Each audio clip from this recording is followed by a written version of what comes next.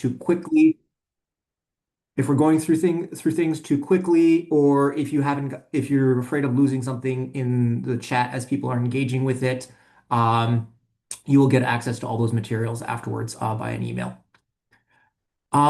Before I go on, I'd like to maybe give a quick opportunity to Glenn Milner, the Senior Advisor at Housing Infrastructure and Communities Canada. HICC are the funders of this program, which is part of the broader suite of climate and infrastructure tools and services that HICC is supporting.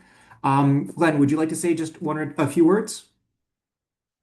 Absolutely, yeah. Just quick check that you can hear me all right. Copy. Excellent. Yeah, hi all. Thanks so very much for joining today. Maybe just a bit of context as to what this service and how it kind of emerged from. Joining you from Housing, Infrastructure and Communities Canada. And we have something called a climate toolkit for housing and infrastructure. And this service is one of kind of two primary services that we offer for communities, for housing providers, and for others involved at the local level across Canada. This is kind of one of our, I would say, our major initiatives in the coming years, and we are continuing to look at ways we can build capacity at the local level, and are open to engaging with folks as things proceed. So really happy to see this information session kick off, and look forward to learning as we go. Maybe I'll leave it at that. Thanks, Glenn. So over to today's agenda. We'll start by explaining to you what this service is that we're offering, why we are doing it as a cohort, and what does it mean to work together as a cohort, and how community housing organizations like yours could benefit from participating in this program. We'll give you some concrete project examples to help you imagine ways that you could engage with our service, and then we'll go to a Q&A. We've already received several questions ahead of time, which we'll address during the presentation or during the Q&A, but feel free to go into the chat and start adding some additional questions um, during the course, or raise your hand during the Q&A. We'd love to hear your voice during that conversation. Hi, sorry to interrupt. Yeah. I was just going to do my introduction in the chat, but mine says the chat's disabled. I can't write messages in it. Oh, thank you for that. So Yeah. Francis will take care of that, and that will also allow people to introduce themselves and ask those questions as we're going along. But thank you for flagging that, Thomas. Yeah, thank you. So the Climate Ready Infrastructure Service, or again, CRIS, was launched about 2 years ago with specifically to work with small municipalities and local governments of communities under 30,000 to help them access experts who could help them make more informed decisions on how to fix aging infrastructure or how to build new infrastructure ways that are resilient to emerging climate risks. It's important that our services are free and or it's important that our services were free and accessible to these small communities who might not have the in-house technical staff or the administrative bandwidth to commission these services. Building on those successes, HICC approached us last year asking if we could begin to start offering these services to community housing organizations across the country, no matter what size the community is. So you could be in downtown Toronto, or you could be in rural Nunavut, and you would still be eligible for this program. And of course, we said yes. This partnership with CHRA was a natural fit to help make sure that we can reach all of you and adapt our approach in a way that's relevant to the sector's unique needs. So I'll tell you a bit more about our service and what we can offer. But to start, I want to be fully transparent and manage your expectations. We cannot fund constructions or renovations, so no capital projects. We know that this is a huge bottleneck for many of you, but we also know that without technical, detailed reports, organizations often can't access many of the funding opportunities that emerge. So we are here to work with you to get those technical reports that could potentially help you unlock that funding. So each community organization that participates in the cohort will receive a customized technical options report, and we can give a little bit more detail of what that means. But depending on the focus of your project, you can find different options to generate energy savings, reduce greenhouse gas emissions through retrofits of your building or different mechanical systems, or options to reduce the vulnerability to different climate hazards. These options are costed with returns on investments and payback period. As part of our cohort, you will also get to participate in interactive webinars to exchange experiences between organizations or that are led by specific experts who can do deep dives on specific topics. We'll identify the topics based on your inputs and feedback. But for example, one webinar could be on how to plan and implement retrofit projects in situations where tenants cannot relocate. So just by a quick show of hands, how relevant would a webinar on this topic be for you folks? I'm seeing a few hands. All right. And if you have insights based on your experiences with populations with specific needs, with tenants with specific needs, please do feel free to reach out because, again, for this type of webinar to be valuable, it's going to be important to have a lot of different organizational types, sizes that are serving different communities for those inputs. So please feel free to reach out directly to me. Or as we're developing a project, you can maybe share some of the experiences that you've had with previous projects and best practices or lessons learned that other organizations could benefit from. So again, don't hesitate to reach out. To go a bit more into the purpose of the assessment and what they're designed to do. The options report will provide you with concrete options for what you can achieve within your current capital reserves, but they will also give you visibility on relevant grants and rebates. So we always ask the technical experts to do a scan of what is available sort of within your province, or what are the federal resources that are available, what is available with different utilities providers that could help you combine the resources to make that project sort of cost effective and viable.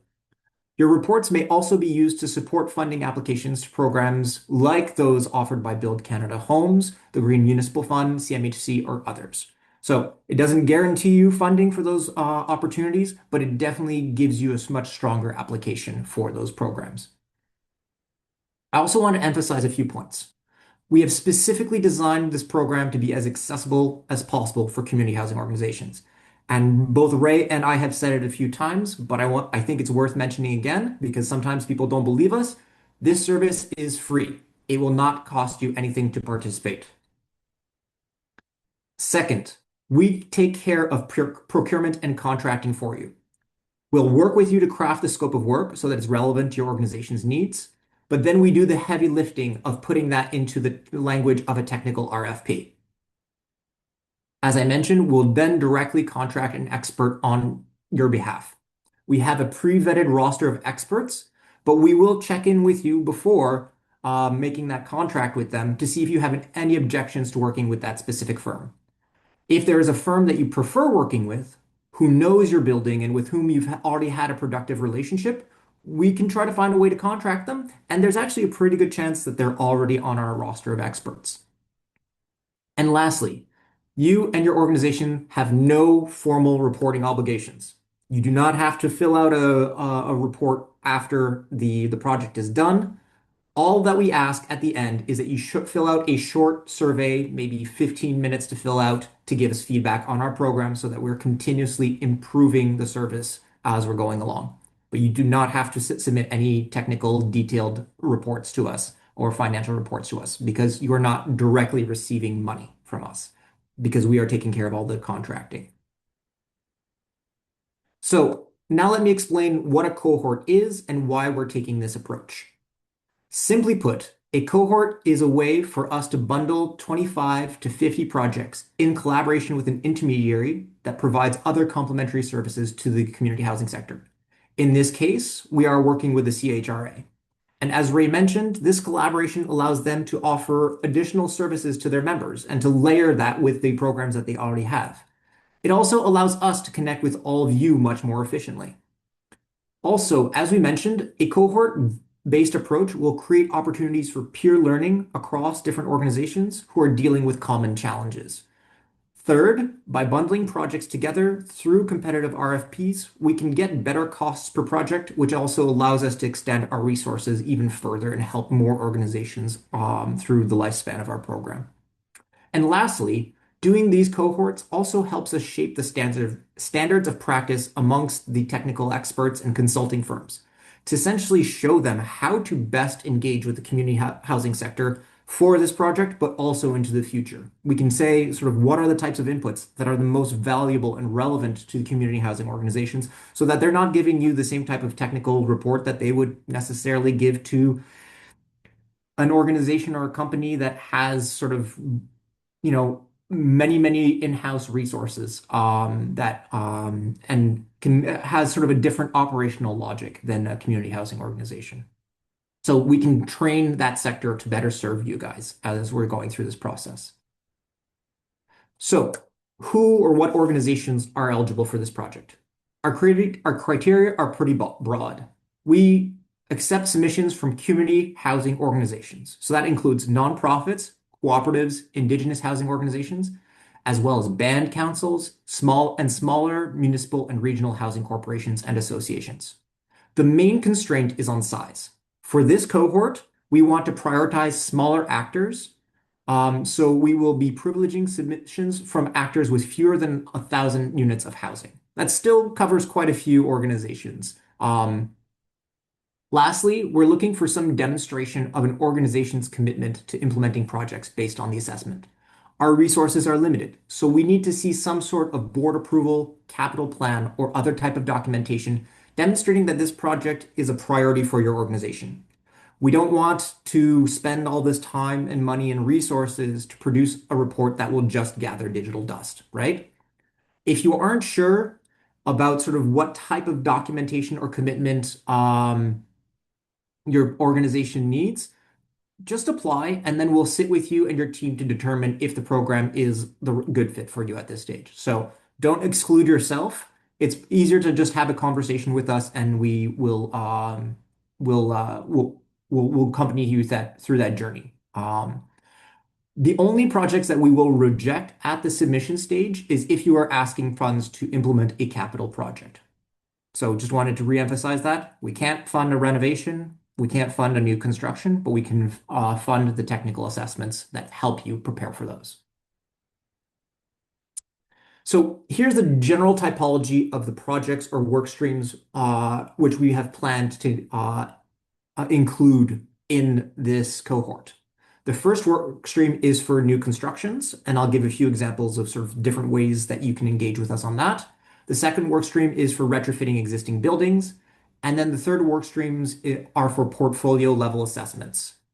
And I'll give examples of all three, but if you have a project in mind and you're not sure if it fits into any of these categories, let us know. And again, we can schedule a project to talk through we can schedule a conversation to talk through the project and see if we can find a way to work together. So again, don't self-exclude yourselves if you're not 100% sure. We'll be happy to meet with you and have at least a preliminary conversation. So for new construction projects, I'd like to quickly highlight a few projects that we've already worked on and completed for communities who are planning new affordable housing developments and wanted them to be resilient to climate risks. The first project was with the Lubicon Lake Cree Band in northern Alberta, who are planning to build 12 new structures, including housing for their community. Their community is already experiencing wildfire and smoke, drought, extreme rainfall, and permafrost thaw. They're getting the whole gamut of climate risks that will almost certainly get worse as climate change, the effects of climate change continue to amplify. We matched them with a technical expert who worked with them to develop community-specific best practice guide for building and retrofitting their buildings to be climate resilient with a specific focus on their building envelopes, their structure, their HVAC systems, and using systems and materials that are relevant for their community. Because we understand that remote communities often don't have access to the same types of materials that you might be able to find in Vancouver. So again, trying to make sure that those recommendations are tailored to that community's needs. Similarly, we worked with the town of Huntsville and the Muskoka Community Land Trust as they prepared a new development with 74 affordable housing units. They identified that they wanted these new structures to have a 100-year service life and asked for climate modeling to reflect that. The likeliest risks that were identified were included wildfire and also power failure due to extreme storms. And so the expert firm that we matched them with provided their project team with best practice standards to mitigate these risks for their building envelope, mechanical systems, and even landscape considerations that they could then give to the architects and landscape designers that they're working with to include within the drawings for the site and future buildings. We've also worked with some communities who use climate modeling to create different options for site layouts for new developments and how to use and enhance green infrastructure to reduce risks to extreme rain and flooding. So again, this is actually quite broad in terms of how we can support. But for those were some examples of rural projects. But let's say you have a site in downtown Saskatoon or in Halifax, in Quebec City, or even in Toronto. Your project is in the design stages for a new building. We can work with you as well to find cost-effective design options to save energy costs and preserve your asset against projected climate vulnerabilities. For example, some municipalities have already started passing maximum heat bylaws, and more are expected in the coming years. So how can your design anticipate extreme heat now so that you aren't forced to make expensive retrofits just a few years down the line? It will also ensure that your buildings are comfortable and safe for your residents and staff long into the future. Or we can hire an expert firm to do different energy models, or to do energy models of different design options to see which ones are the most cost effective while also being compliant with the standards included within different funding programs for energy efficiency. And we know that there's some of the programs that have just closed that have those standards, but that future funding programs may also have some of those funding options or some of those energy efficiency requirements. So we can help you, we can fund those different energy modeling scenarios for you to decide how to proceed with your construction. We can also work with you for you have one building in your portfolio that you want to work on. And so assessments for single building retrofits are the CRIS program's bread and butter. Do you have an aging building that needs a retrofit or an HVAC system at the end of its operational life? Are you going to change your equipment like for like, or do you want to look at other options that may have perhaps higher upfront costs, but lower maintenance and energy costs in the long run, right? It might be worth spending a bit more money right now and actually saving money in the long term than having to replace or having your equipment not be adapted to sort of emerging needs. Again, extreme heat, wildfire smoke, those types of things, that might sort of shorten the lifespan of your equipment if you're not choosing the most adapted thing. We can also commission ASHRAE 2 level 2 energy audits for a specific building. For energy audits, these are great tools that you can bring to the regional energy coach program, to the regional energy coaches who are working with or for your provinces. And just to pause here, is everybody on this call familiar with the regional energy coach program? I'm seeing a few people say no. All right. So that is also maybe an opportunity for us to leverage these programs to connect you with those resources that already exist. And so again, layering those programs. And our reports will always include a list of available funding sources as long as they exist within your province, and then they include these funding opportunities or these rebates as part of your return on investment and payback periods. And so my understanding is that the regional energy coaches, which are embedded in a lot of the regional associations, can take these technical reports and use them to help you apply to rebates and financing opportunities. So we can't accompany you with the application for these things, but the regional energy coaches can do that for certain types of projects. So we also like to layer our analyses. So even if the focus of a project is an energy audit, we also ask our expert firms to conduct a high-level climate vulnerability assessment and present some options to reduce the major risks, and also find ways that maybe a risk mitigation thing can actually enhance your energy efficiency goals as well. But we also work with our partners to find out what they actually need. So, for example, a few weeks ago, we did an intake call with a nonprofit long-term care home that came to us asking for an energy audit. Perfectly valid project. But as we were chatting with them, they revealed that their primary water source is drying up. This means that they may need to completely relocate their residents if and when that happens. And the likelihood of that happening is increasing. The water issue is an existential threat to their community, while an energy audit might cut their long-term costs. But we suggested to them, and they agreed, that with the resources that we have available for our program, they should instead do an in-depth analysis on what their options are to protect or improve their water supply. Because assuming that we can find cost-effective solutions to their water crisis, then it makes sense to do an energy audit down the road once the existential problem has been addressed. But you can do an energy retrofit on a building that doesn't have water, and you just have a very energy efficient empty building because your residents don't have access to water, right? Or you're spending a lot of money trucking water in during those difficult periods. And then finally, for our third work stream, portfolio level assessments. This is a relatively new service offering for us, which we're keen to develop alongside any interested partner. So let's say that your organization is responsible for managing several buildings across a few different towns.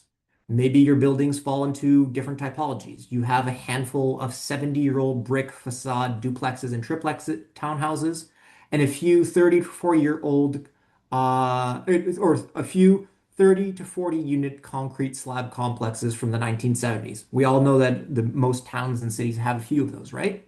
And so you're managing these different types of buildings, but you can sort of group the types of buildings into one, two, three, or even four different typologies that have similar envelopes, footprints, and energy systems. You have lots of data about uh, uh, whether they like their energy costs over the past few years, information about their envelopes and their windows, some building condition assessments, and data about their electrical and mechanical systems. And you might just need help to make sense of it all, to calculate the typical baseline for energy consumption for each type of building, see which ones are outliers outside of those baselines, and also which buildings are perhaps more exposed to different types of climate risks that are relevant to your community. And so the more data that you provide, the better quality the report you can get, but you also don't have to have perfect data to get some sort of options report. This is a desk review only, and so there's usually no site visits by the expert team, but it can help you identify priority action areas, low-hanging fruits for savings across your portfolio, and also hone in on buildings or systems within your portfolio that need a lot more detailed attention soon.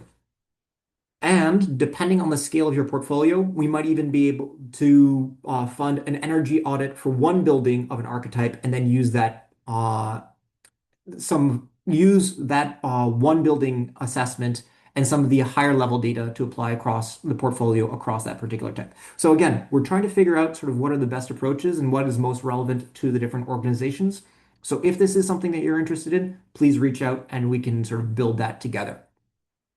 But I want to emphasize that this type of analysis is really for organizations that have multiple buildings and do not know where to start.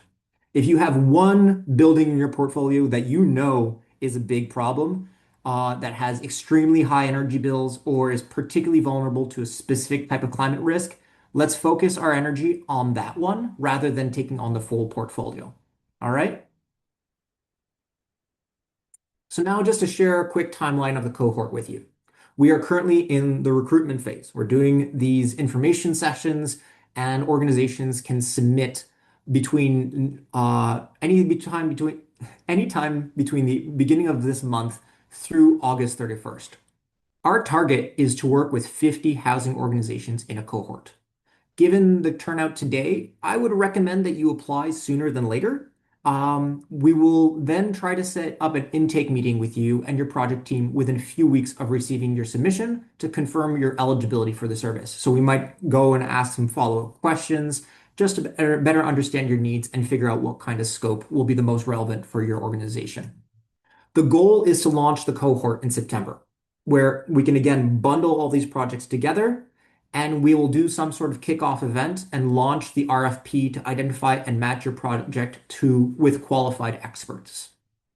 Then, from October through January, the experts will be conducting the analysis related to your project, and we will aim for you to all have your final reports by February. During this time, we'll also be hosting the webinars on various topics. I do want to add, however, that we can accelerate this timeline for some of the new build projects, since we know that these projects can be very, very time sensitive. So again, especially for a new build, the sooner you apply, the better, because we can start working with your team almost out of the gate and try to find ways to accelerate that project so that you have those inputs when you need them, because we understand that delays in construction mean money. And so we want to make sure that we're engaging with you at the speed that you need for that particular type of projects. Whereas retrofits, we can sort of plan them on a sort of slightly longer time scale. Finally, we also know that you have a lot on your plates, and a very common question that we get is how much time will this take? Based on past projects, we estimate that the total time commitment is between 10 to 15 hours over the full project timeline. So basically, from the time that you submit your application to the time that you get your report, one person from your team will spend about 10 to 15 hours. If you want to add more people from your project team, that's perfectly fine, but our time estimate is really for one person taking the lead to represent the organization and the project in question. That project focal point will spend about 15 minutes filling out the application. We've kept it simple. We don't want you guys spending hours or days filling out an application. That focal point will then participate in a 30-minute kickoff meeting to make sure that we understand your needs before drafting the scope of work. They will then need to read and sign off on the scope of work before we share it with the expert firm or put it into the RFP, just to make sure that what we've produced is aligned with what your needs are and what your expectations are. Once the project starts, that focal point will provide background documents and data to the firm, answer their questions, and if relevant, give them access to your site or facility so that they can do those on-site assessments.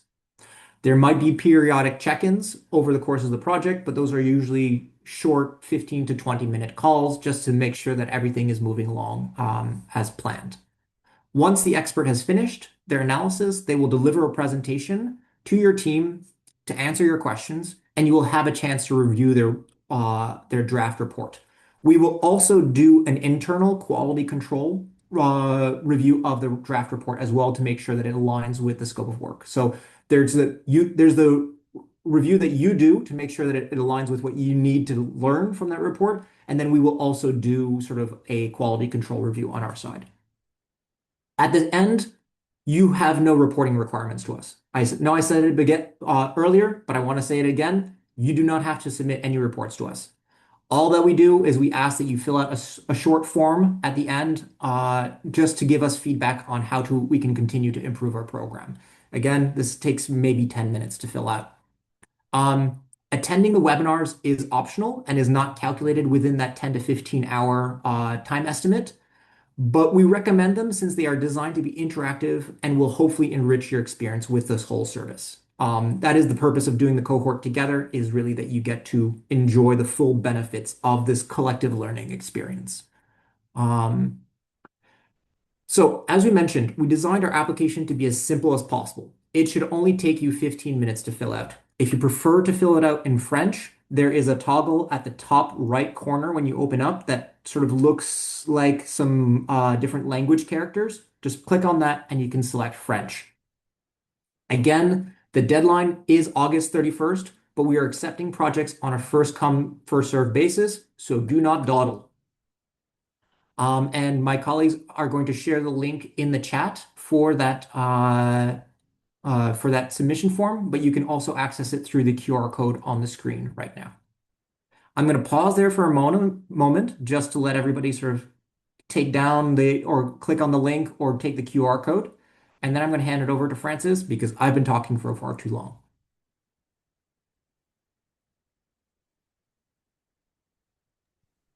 Hi, Alex. Thanks for that. Just share the online form, both the forms that we have in English and in French. And let me just get the poll for everyone.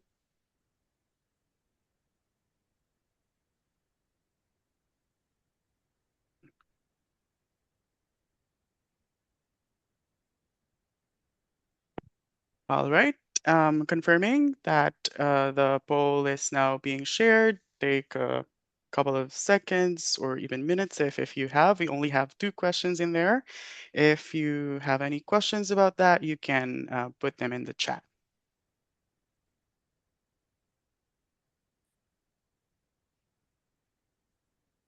And these questions don't commit you guys to anything. It's really just for us to get sort of that first understanding of what are the priority areas.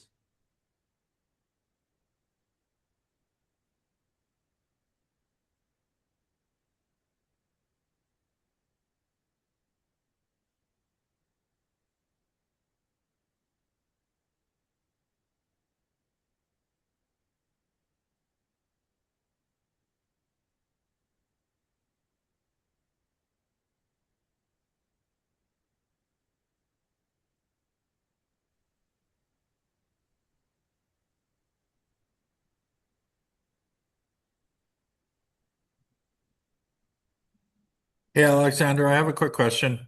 Sure. So I'm just thinking of one of our properties here. So it's managed and operated as one property, but there's three uh, individual MURBs on it, like multi-unit family residential buildings, but it's operated as one. So would you consider that a single building retrofit? Because I'm looking at, we need some retrofit in each one of the buildings, but it operates as one property.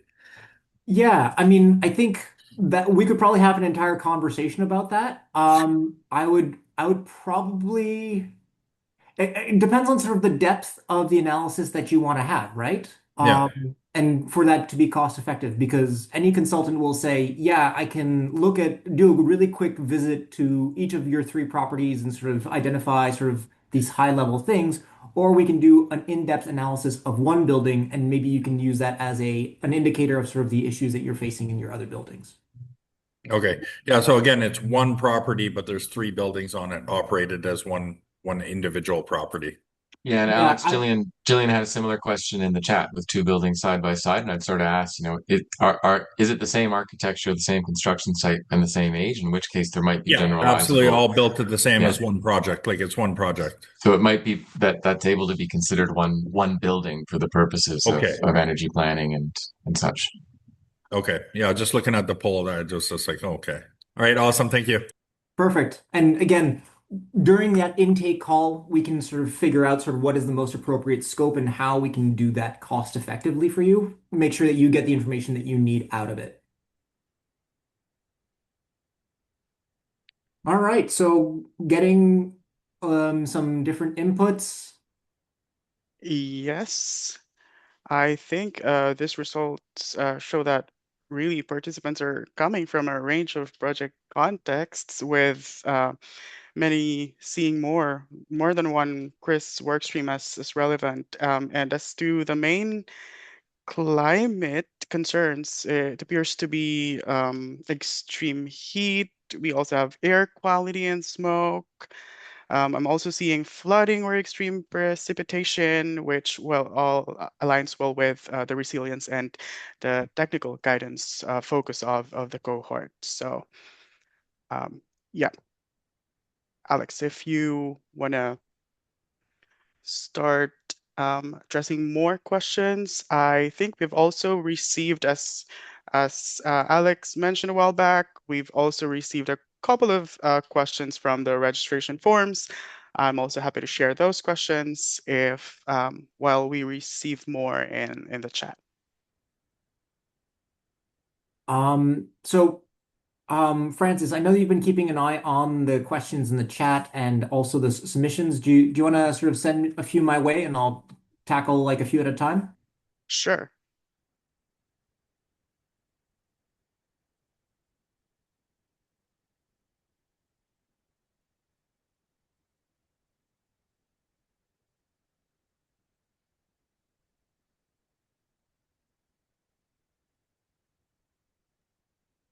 I see one question, Francis, from Stephanie was asking for a little bit more on what kinds of things would be included in a final report. So it really depends on sort of what the focus of your project is. Because as we mentioned, there's three different work streams, and then there's different ways of providing you sort of the technical analyses. But ultimately, let's say that we have, okay, so I see a question from Leslie that we can use this as an example. You have a complete one duplex completely flooded in the basement this spring. The water is still coming in, into the building, some holes excessively. We're thinking of raising the home, would like some input on this ongoing situation. So we would focus that analysis on essentially trying to figure out what are the different and options that they have for addressing this. It could be sort of looking at around, is there green infrastructure that needs to be fixed? Is there sort of, I don't know, I'm not the engineer here, but like looking at two, three, or four different options and understanding what are the costs, what are the payoffs, and what are the different ways and different funding sources associated with that different type of that type of project. So again, it really depends on the type of project, but the idea is that you have the ability to say, okay, this is what I can maybe do at a sort of a low-hanging fruit with my existing capital reserves. This is something that I would definitely need to go get some extra funding for, or that would need to take out maybe a loan to address, and this is what the payoff cost would be. Yeah. Jillian has her hand up, or their hand up for a question. Please go ahead, Jillian. Yeah, thank you. I'm seeing sort of a similar situation from someone, Helen, in the chat. Sorry, we don't have funding, but we have spent the last couple of years undergoing this on our own with a consultant and paying considerable amount of money, and got to the application stage with SIGA, and then it all kind of fell apart. And I'm just, yeah, I mean, I'm wary of spending more time on this, and yeah, I'm curious how you think this program might be beneficial for our co-op in that situation. I mean, I can't speak to sort of the application that you put in for the other program or the input that you had. And maybe it'd be worth sort of having sort of that bilateral conversation to understand sort of why that funding application fell apart and whether another technical input would have strengthened that application. But yeah, it's worth sort of having that bilateral conversation if you want. By submitting an application, it does not commit you to doing the project. Yeah, I think that conversation would be beneficial. So I'll put in an application on behalf of our co-op, and we can get that started. Thank you.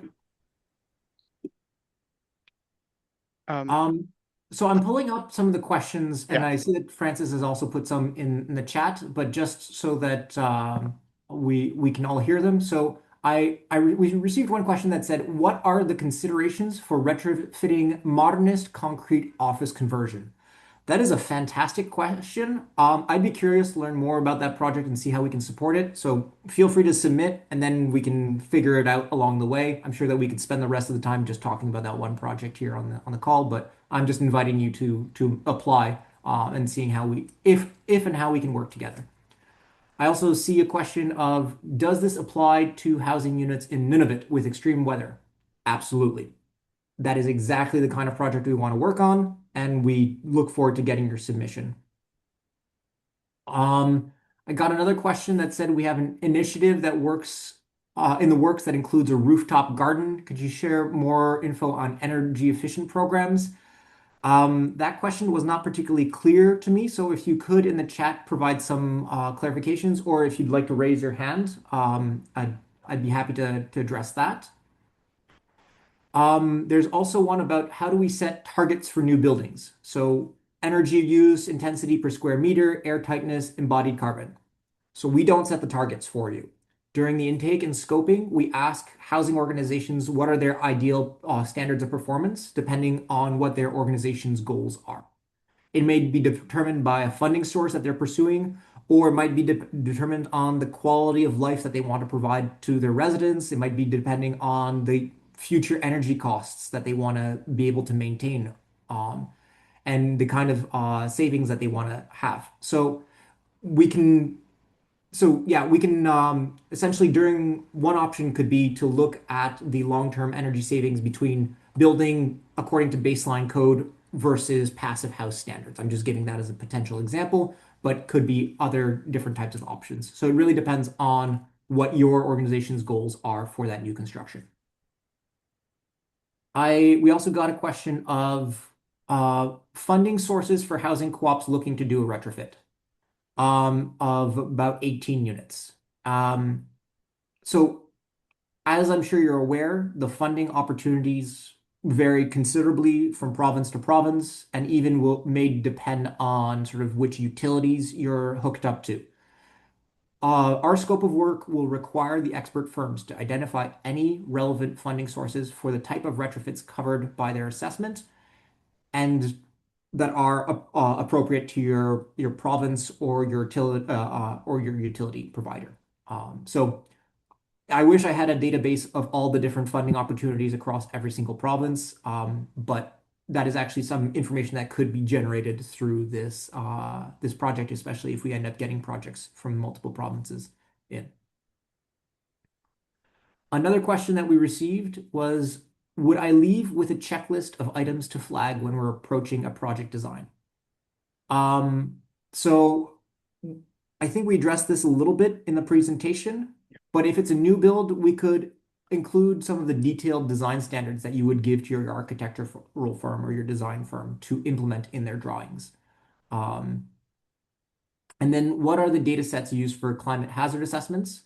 So the climate projections for Canada are primarily based on internationally recognized future scenarios of emissions and development that are available at the Canada Climate Data Portal and the Canadian Centre for Climate Services. There's also the Climate Insight tool that Glenn mentioned at the very beginning that you could also use, which is part of the HICC Climate Toolkit. Are there any I see a question, Liban. We work outside of Canada? Unfortunately, we do not right now. But yeah. Are there any other questions that I haven't caught? Either from the chat. Feel free to raise your hand as well. I think that's it. Alex, we've addressed, I think, all of the questions that we got from the registration.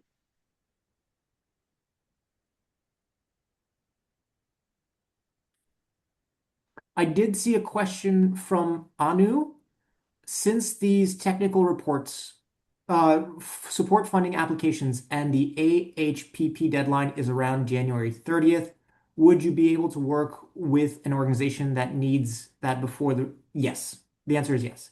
The faster you apply, and then we get you going through our system, we could definitely work with you.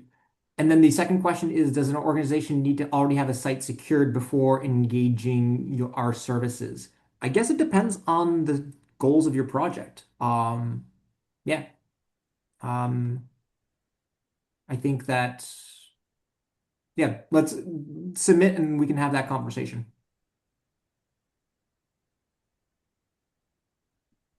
Are there any other questions that people want to post in the chat? Oh, I see Helen raising their hand. Helen, go ahead. Hello, thank you. So our project, we have funding, so we've gotten reports, ASHRAE 3 and different reports that we needed to get the funding and had studies done and are working with a engineering firm to design a project. I'm just wondering if you see any way that working with you could still be a benefit to us, or are we too far into the process? Can you say that again? So we're doing a deep retrofit. Mm-hmm. We're an old buildings co-op, and we're gonna get off our gas and put in geothermal and get some cooling in our buildings. But we've Fun. already applied. We've applied for some funding and gotten funding, and we've done ASHRAE level 3 and different reports.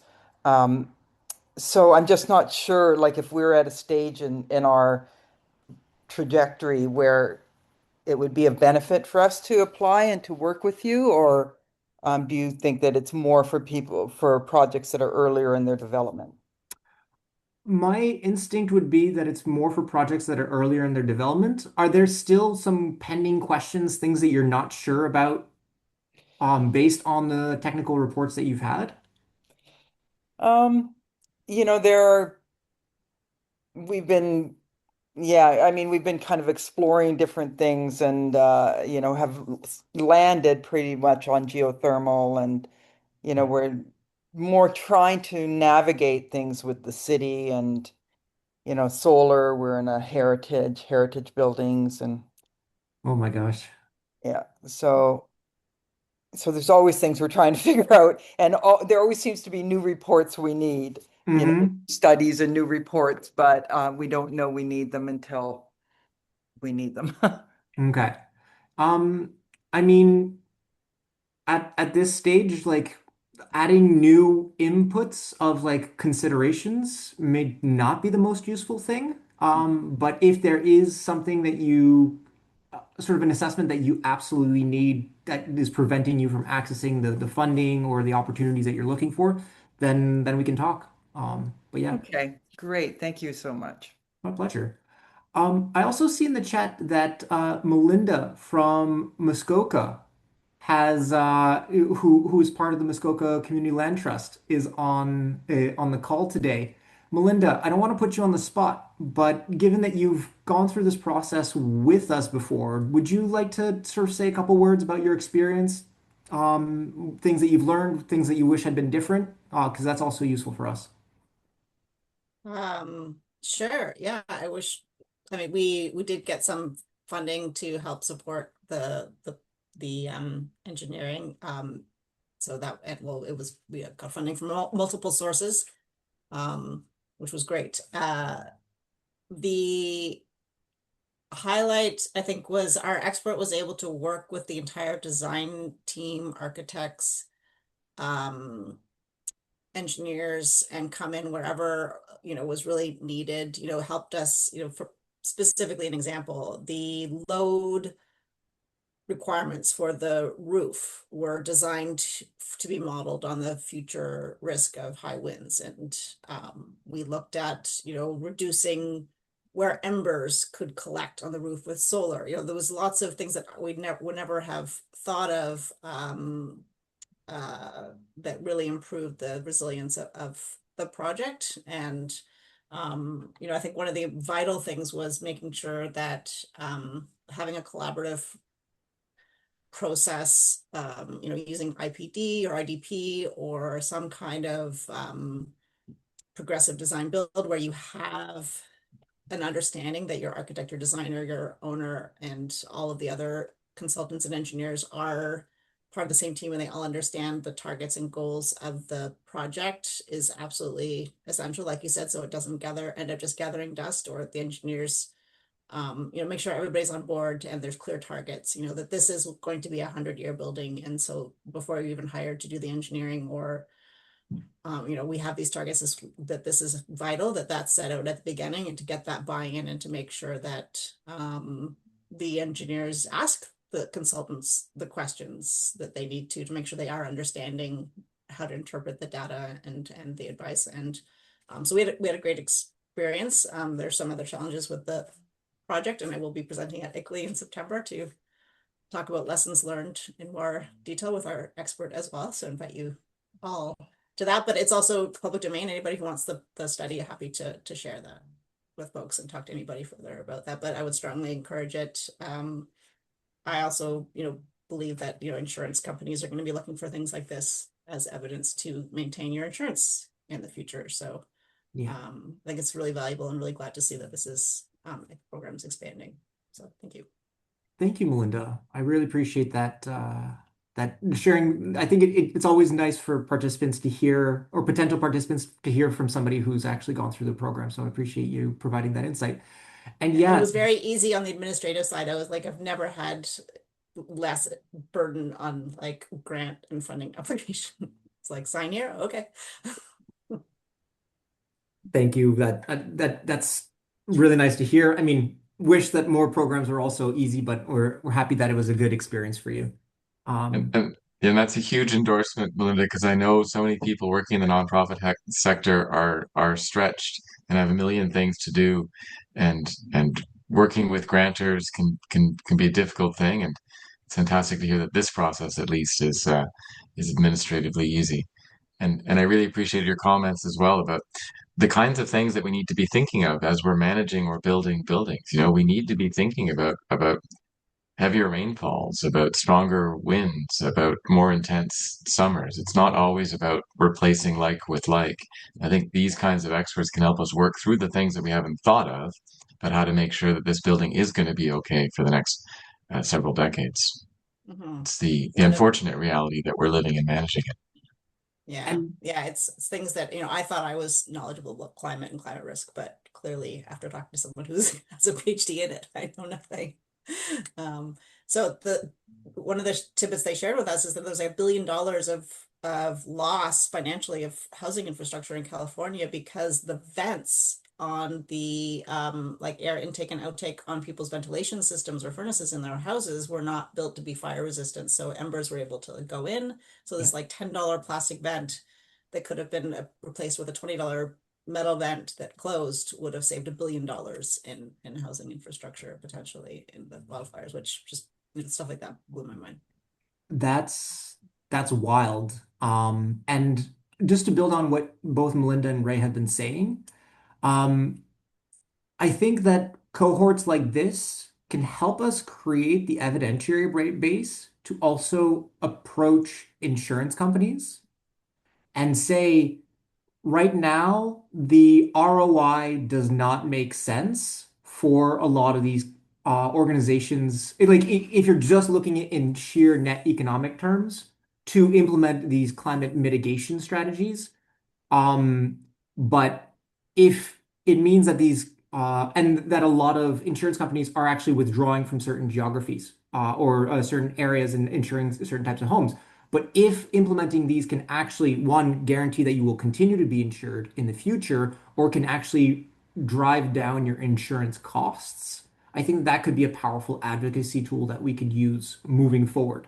I'm not saying that this is something that we can commit to doing right now, but we are, by participating in these types of cohorts and by generating this type of data, it helps prepare us to be able to potentially have those conversations in the future.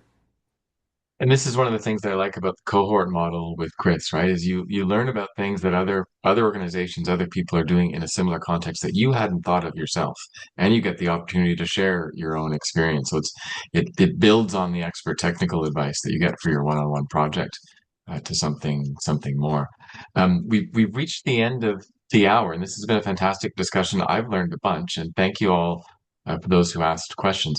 If you're interested, if you know you're interested right away, the links for the registration form are in the chat. If you still have a couple of questions, Francis is going to follow up with you and make sure that we can get those answered.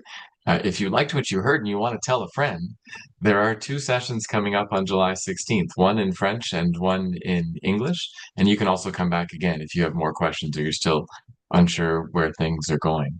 CHRA is also putting a capital project survey out in the field, I think today or maybe on Monday. But Francis is going to share the link with you as well. It helps us in our advocacy work as well as in programs like this to understand where folks are at in terms of the scope of projects, the readiness of those projects. So I want to thank Alex. Fantastic job. Very informative and a great program. Francis, thank you so much as well. And thank you to everybody who joined us. And I hope we'll see you enrolled in the CRIS Housing Cohort program soon. Thank you everyone for your time. Thanks, Ray and Francis, for putting this together. And look forward to seeing your applications, folks.